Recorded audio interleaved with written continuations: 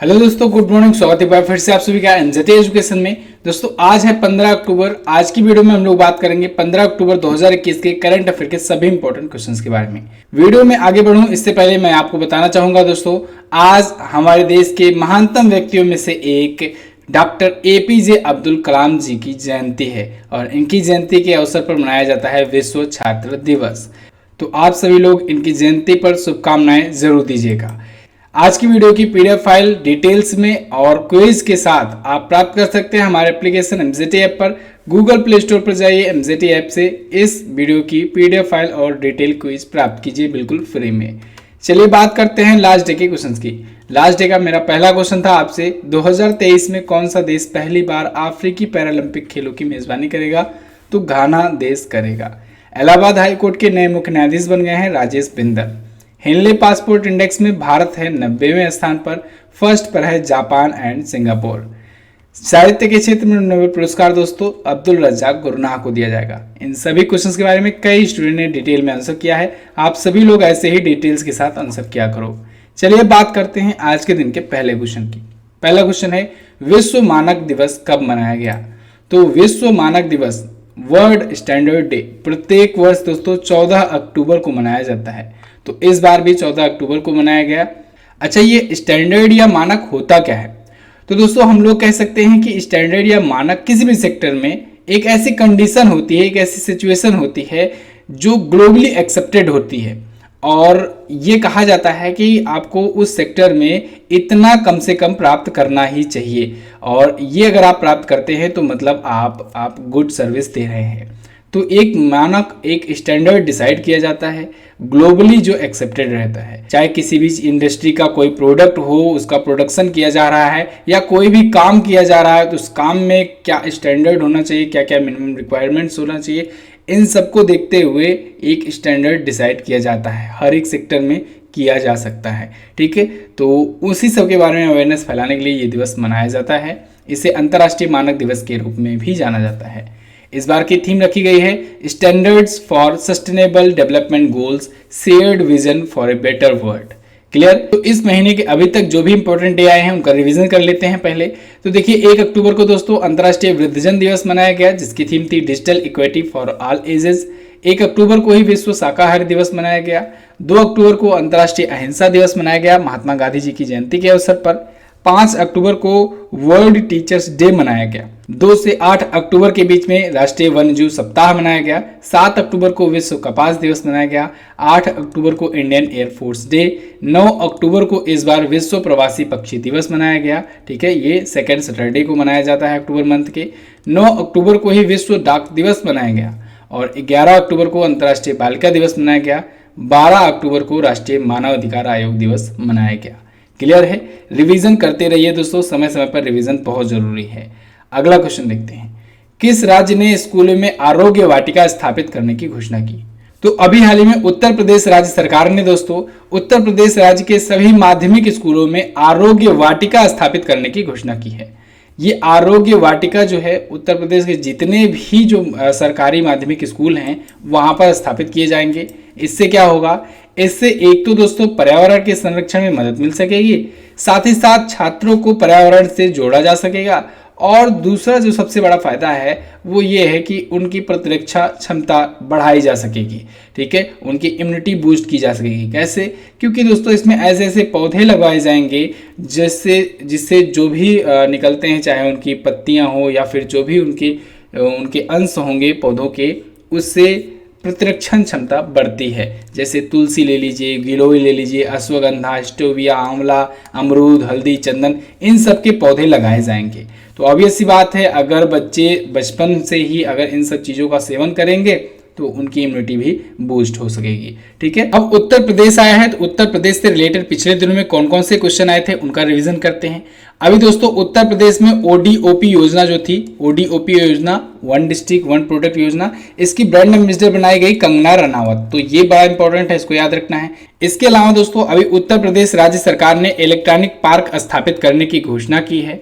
ये येडा क्षेत्र में स्थापित किया जाएगा, उत्तर प्रदेश सरकार के द्वारा स्थापित किया जाएगा।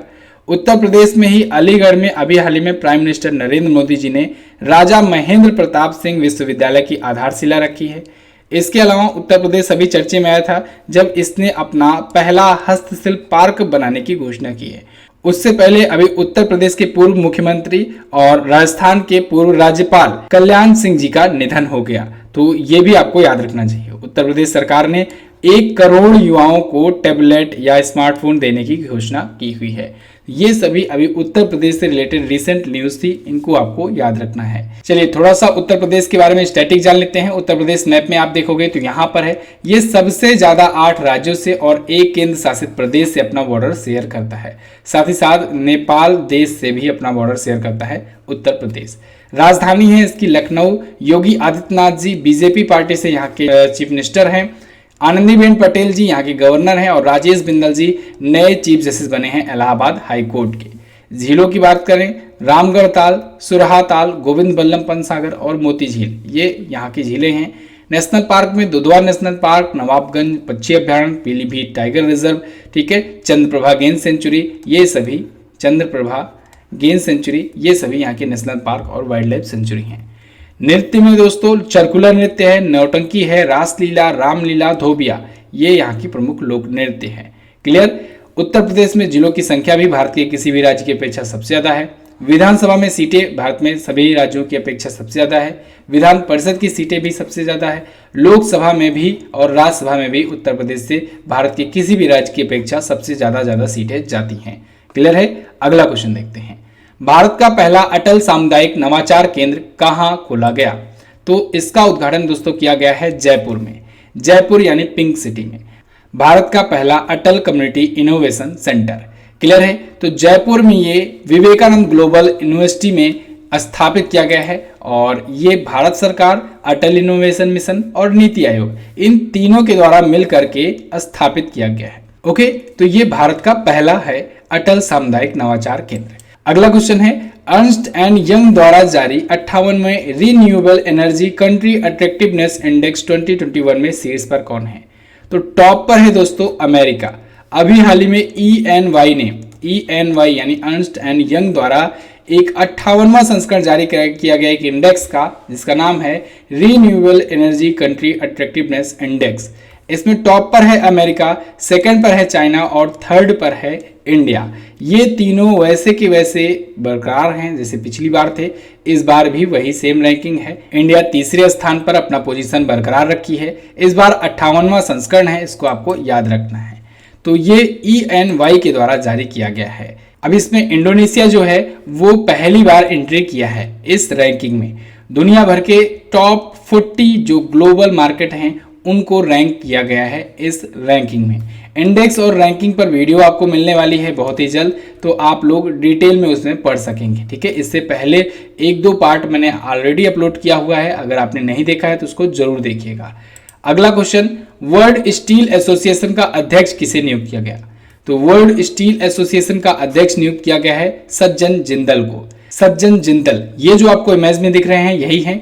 ये दोस्तों JSW स्टील, आपने नाम जरूर सुना होगा ना, JSW स्टील। तो JSW स्टील के ये CMD हैं, चेयरमैन एंड मैनेजिंग डायरेक्टर हैं। तो इनको अभी हाल में बना दिया गया है वर्ल्ड स्टील एसोसिएशन का नया अध्यक्ष। इनको 2021-22 के कार्यकाल के लिए बनाया गया है, यानी अगले 1 वर्ष के लिए इनको बनाया गया है अध्यक्ष वर्ल्ड स्टील एसोसिएशन का। और इसके अध्यक्ष के रूप में ये काम करने वाले भारत के पहले प्रतिनिधि, भारत के पहले रिप्रेजेंटेटिव होने वाले हैं। वर्ल्ड स्टील एसोसिएशन के बारे में बात करें, इसकी स्थापना 1967 में हुई थी। हेडक्वार्टर इसका ब्रुसेल्स बेल्जियम में है। अच्छा, आप लोग कमेंट करके बताओ ब्रुसेल्स बेल्जियम में और किस ऑर्गेनाइजेशन का हेडक्वार्टर है? कमेंट करो, उस ऑर्गेनाइजेशन का नाम बहुत ज्यादा इंपॉर्टेंट है। अगला देखते हैं, किस बैंक ने पूरे भारत में माइक्रो ATM लॉन्च किया? तो अभी हाल ही में कोटक महिंद्रा बैंक ने दोस्तों पूरे भारत में माइक्रो ATM लॉन्च किया है। कोटक महिंद्रा बैंक ये एक प्राइवेट बैंक है इंडिया का, इसने माइक्रो ATM नाम का एक नया कॉन्सेप्ट लाया हुआ है। जैसे अभी तक ATM होता था, अब उसी का एक छोटा संस्करण होगा माइक्रो ATM। ये कोटक महिंद्रा बैंक के जो भी डेबिट कार्ड रखने वाले जो भी व्यक्ति होंगे उन सभी के लिए काम करेगा माइक्रो ATM भी। ठीक है, ये कभी भी कहीं भी अपने खाते से रिलेटेड जानकारी ले सकेंगे, साथ ही साथ नगद निकासी भी कर सकते हैं, कैश भी निकाल सकते हैं। अच्छा, ATM का फुल फॉर्म भी बड़ा पूछा जाता है। एटीएम का फुल फॉर्म होता है ऑटोमेटेड टेलर मशीन। अभी कल की डेली जीके टेस्ट की जो वीडियो आई थी उसमें मैंने आपको बताया था कि एटीएम सबसे पहले किस बैंक के द्वारा स्थापित किया गया। तो सबसे पहले दोस्तों एचएसबीसी बैंक ने 1987 में 1987 में दोस्तों भारत का पहला एटीएम लॉन्च किया था। इंपॉर्टेंट पॉइंट है, याद रखना चाहिए आपको। कोटक महिंद्रा बैंक के बारे में बात करें 2003 में स्थापित हुआ था। मुंबई में ये हेडक्वार्टर्ड है और उदय कोटक जी इसके एमडी और सीईओ हैं। क्लियर बिल्कुल। डेली जीके टेस्ट की वीडियो दोस्तों अब से लाइव होती है रोजाना 3 बजे 3 PM पर। तो आप लोग टाइम निकाल करके 3 PM पर लाइव जरूर आइए, डेली जीके टेस्ट से जुड़िए।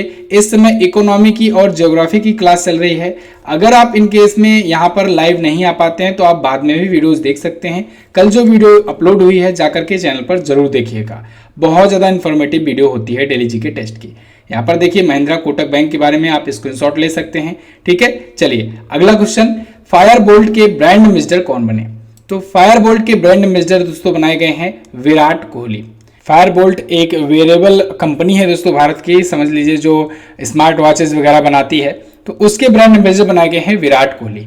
अभी कुछ दिन पहले या कहें कि कुछ महीनों पहले इसने अपना पहला ब्रांड एम्बेसडर बनाया था विकी कौशल को। तो विकी कौशल इसके पहले ब्रांड एम्बेसडर थे, विकी कौशल इसके पहले ब्रांड एम्बेसडर थे और नए ब्रांड एम्बेसडर बन गए हैं विराट कोहली। विराट कोहली से दोस्तों न्यूज़ है कि इन्होंने आरसीबी की कैप्टनसी तो छोड़ ही दी है आईपीएल में, साथ ही साथ वर्ल्ड कप के बाद इन्होंने घोषणा की है कि ये इंडियन क्रिकेट टीम के भी T20 फॉर्मेट में कैप्टनसी छोड़ देंगे। याद रखिएगा, कैप्टनसी ये छोड़ेंगे। ठीक है, चलिए अब पिछले दिनों में कुछ और ब्रांड एम्बेसडर के नाम आए हैं चर्चे में, उनका हम लोग रिवीजन कर लेते हैं। जैसे क्वाइन स्विच कुबेर के अभी ब्रांड एम्बेसडर बनाए गए रणवीर सिंह, क्वाइन DCX के बनाए गए अमिताभ बच्चन, अमृतांजन हेल्थ केयर की मीराबाई चानू और बजरंग पूनिया को बनाया गया, फिनो पेमेंट बैंक के पंकज त्रिपाठी बनाए गए, इक्विटास स्मॉल फाइनेंस बैंक के रानी रामपाल और स्मृति मानधाना बनाई गई, टाटा AIA लाइफ इंश्योरेंस के नीरज चोपड़ा बनाए गए, एडिडास ने मीराबाई चानू को अपना स्टे इन प्ले अभियान के लिए बनाया, उत्तर प्रदेश सरकार की ODOP योजना यानी वन डिस्ट्रिक्ट वन प्रोडक्ट योजना की ब्रांड एम्बेसडर कंगना रनौत को बनाया, NBA इंडिया के ब्रांड एम्बेसडर रणवीर सिंह बनाए गए। क्लियर। अगला क्वेश्चन है, ओरावेल स्टेज लिमिटेड या कहें ओयो के निदेशक किसे नियुक्त किया गया? तो ओयो का निदेशक दोस्तों दीपा मलिक को नियुक्त किया गया है, या कहें ओयो के निदेशक बोर्ड में, डायरेक्टर्स बोर्ड में दीपा मलिक को शामिल किया गया है। दीपा मलिक दोस्तों पैरालंपियंस हैं, इनको दोस्तों खेल रत्न भी मिल चुका है। ये बहुत ही फेमस पैरा एथलीट है, इंडिया की, मेडल भी जीत चुकी हैं। 2016 के पैरालंपिक खेलों में ये सिल्वर मेडल जीती हुई थी दीपा मलिक। तो इनको ओयो बोर्ड में अभी शामिल किया गया है, ओयो के बोर्ड ऑफ डायरेक्टर्स में ये भी शामिल होंगी। ओयो के फाउंडर और CEO रितेश अग्रवाल हैं, इनका नाम तो आपको पता होगा। तो ये तो अध्यक्ष हैं, इनके अलावा 3 और स्वतंत्र निदेशक हैं और एक और स्वतंत्र निदेशक दीपा मलिक को भी बनाया गया है। क्लियर बिल्कुल। ओयो है, इसकी स्थापना 2013 में हुई थी, हेडक्वार्टर इसका गुड़गांव में है और फाउंडर एंड CEO हैं रितेश अग्रवाल। क्लियर। अच्छा, अभी हाल ही में दोस्तों जो इंडियन पैरालंपिक कमेटी है उसका अध्यक्ष बनाया गया था दीपा मलिक को, तो ये भी आपको याद रखना चाहिए। इसके अलावा दोस्तों आपको ऑप्शन में कुछ और नाम दिख रहे हैं, जैसे कर्णम मल्लेश्वरी। कर्णम मल्लेश्वरी दोस्तों ये पहली महिला बनी थी भारत को मेडल दिलाने वाली ओलंपिक में। सन 2000 के ओलंपिक में इन्होंने जीता था, वेट लिफ्टिंग में इन्होंने ब्रॉन्ज मेडल जीता था और इनका रिकॉर्ड अब जाकर के टूटा है 2021 में या कहें 2020 के टोक्यो ओलंपिक में, जब मीराबाई चानू ने सिल्वर मेडल जिताया सेम इवेंट में। ठीक है, सिल्वर मेडल इन्होंने वेट लिफ्टिंग में दिलाया। वंदना कटारिया को दोस्तों उत्तराखंड में एक योजना का ब्रांड एम्बेसडर बनाया गया है। अवनी लेखरा, इन्होंने दोस्तों 2 मेडल दिलाए इंडिया को पैरालंपिक में। इन्होंने 10 मीटर एयर राइफल में गोल्ड दिलाया और 50 मीटर एयर राइफल में ब्रॉन्ज मेडल दिलाया पैरालंपिक्स में इंडिया को। अगला क्वेश्चन देखते हैं, फोर्ब्स की वर्ल्ड बेस्ट एम्प्लॉयर 2021 रिपोर्ट में भारत की बेस्ट एम्प्लॉयर कंपनी कौन बनी? तो वो बन गई है रिलायंस। फोर्ब्स ने दोस्तों अभी हाल ही में वर्ल्ड बेस्ट एम्प्लॉयर 2021 की एक रिपोर्ट जारी की है और इसमें भारत की भी कंपनियां शामिल की गई हैं और भारत की टोटल 19 कंपनियों को इसमें जगह मिली है। टोटल 750 के आसपास कंपनियों को लिस्टेड किया गया है, जिसमें 19 कंपनियां भारत की हैं बेस्ट एम्प्लॉयर की लिस्ट में। और भारत में अगर पूछा जाए टॉप पर कौन है, तो टॉप पर है रिलायंस इंडस्ट्रीज। लेकिन ओवरऑल अगर देखा जाए दोस्तों टॉप 50 में भारत की कोई सी भी कंपनी नहीं है। टॉप 50 में रिलायंस इंडस्ट्रीज का जो स्थान है वो है 52वें पोजीशन पर रिलायंस इंडस्ट्रीज आती है ओवरऑल रैंक में, लेकिन भारत में ये टॉप पर है। अगर हम लोग बात करें दुनिया में टॉप 3 कंपनियां कौन सी हैं बेस्ट एम्प्लॉयर में, तो बेस्ट एम्प्लॉयर की लिस्ट में टॉप पर है सैमसंग, सेकंड पर है IBM, थर्ड पर है माइक्रोसॉफ्ट। अच्छा, ये बेस्ट एम्प्लॉयर की लिस्ट में क्या बताया जाता है, इसमें ये देखा जाता है कि कौन सी कंपनी अपने एम्प्लॉयज़ को कितना ज़्यादा ध्यान देती है। ठीक है, अपने एम्प्लॉयज़ का कितना ज़्यादा ध्यान देती है, किसी भी एम्प्लॉय के लिए कौन सी कंपनी ज़्यादा बेस्ट है वर्क करने के लिए। ठीक है, तो यहाँ पर देखिए भारत की टॉप 3 कंपनियां हैं। भारत की टॉप 3 कंपनियों में रिलायंस इंडस्ट्रीज है टॉप पर, ओवरऑल रैंक हालांकि इसका 52वां है। सेकंड पर ICICI बैंक है जिसकी ओवरऑल रैंक है 65। थर्ड पर है HDFC बैंक, ओवरऑल रैंक है इसकी 77। अच्छा, अभी फोर्ब्स ने दोस्तों top 100 richest person in India की लिस्ट जारी की थी, जिसमें मुकेश अंबानी टॉप पर बने हुए हैं। लगातार 14 वर्षों से ये टॉप पर बने हुए हैं और मुकेश अंबानी की संपत्ति बताई गई थी 92.7 बिलियन डॉलर की। ये भी आपको ध्यान रखना चाहिए। सेकंड पर गौतम अडानी और थर्ड पर शिव नारदर थे। क्लियर। अगला क्वेश्चन देखते हैं। अगला क्वेश्चन है सरदार बलविंदर सिंह का निधन हो गया, ये किस संस्था के अध्यक्ष थे। तो सरदार बलविंदर सिंह जी दोस्तों इफ्को के अध्यक्ष थे। इनका अभी हाल ही में निधन हो गया है। सरदार बलविंदर सिंह नकई, ये इमेज में आपको दिख रहे हैं, ये दोस्तों इफ्को के चेयरमैन हुआ करते थे। तो इनका भी हाल ही में निधन हो गया है। बहुत ही फेमस ये किसान सहकारिता भी थे। पिछले 3 दशकों से ये भारतीय सहकारिता के आंदोलन को भी मजबूती दे रहे थे। इनका अभी हाल फिलहाल में निधन हो गया। अच्छा, अब आया है इफ्को, इसके बारे में जानिए। इफ्को की स्थापना दोस्तों हुई थी 1967 में। इसका फुल फॉर्म पूछा जाता है, इसका फुल फॉर्म होता है Indian farmers fertilisers cooperative limited. ठीक है, नई दिल्ली में इसका हेडक्वार्टर है और BS नकई इसके चेयरमैन थे, लेकिन फिलहाल इनका निधन हो गया है। MD और CEO की बात करें तो वर्तमान में है doctor US Awasthi ji. Clear, बिल्कुल। चलिए, तो बस दोस्तों ये तो था हमारा आज का दिन का टॉप 10 करंट अफेयर। कैसी लगी वीडियो आप लोग कमेंट करके हमें जरूर बताना। अगर वीडियो पसंद आई है तो वीडियो को लाइक और शेयर जरूर कर देना, अपने दोस्तों के पास शेयर जरूर कर देना। आजकल आप लोग वीडियो कम शेयर कर रहे हो, वीडियो को प्लीज शेयर कर दिया करो, काफी ज्यादा मेहनत से बनाई जाती है आपके लिए। वीडियो को आप शेयर जरूर किया करो। और डेली 3 PM पर दोस्तों अब से लाइव क्लास आती है डेली जीके टेस्ट की। इस टाइम पर इकोनॉमी और ज्योग्राफी चल रही है, तो इकोनॉमी और ज्योग्राफी की आप बहुत ही बेहतरीन क्लास ले सकते हैं। बहुत ही अच्छे से डिटेल में आपको पढ़ाया जाता है। आप किसी भी एग्जाम की तैयारी क्यों ना कर रहे हो, सभी एग्जाम्स के लिए ये इंपॉर्टेंट है। आप बहुत ही अच्छे तरीके से देख सकते हो और समझ सकते हो चीज़ों को। इसकी PDF और क्विज वगैरह भी सब कुछ आपको प्रोवाइड कराई जाती है एप्लीकेशन MZT ऐप पर, तो आप उसे भी डाउनलोड कर सकते हो। क्वेश्चन ऑफ द डे में बात करेंगे आज के क्वेश्चन की जो आपके लिए है।